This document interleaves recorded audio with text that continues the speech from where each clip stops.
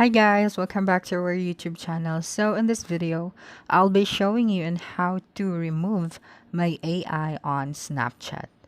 So the first thing that you need to do is just to open your Snapchat application on your device and then tap on your profile picture at the top left corner of your screen.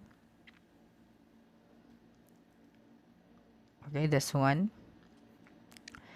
Now click on the gear icon at the top right corner of your screen. Okay, now scroll down and look for the I have a suggestion option.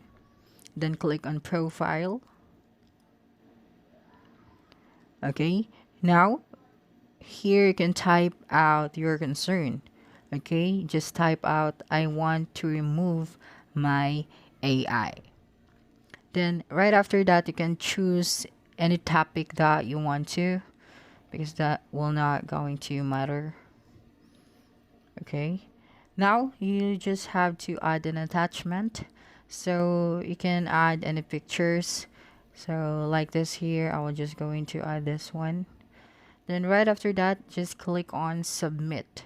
Then after that, you'll just have to wait for the feedback from the help center. So that's it. Don't forget to subscribe to our YouTube channel for more video tutorials in the future. Bye bye.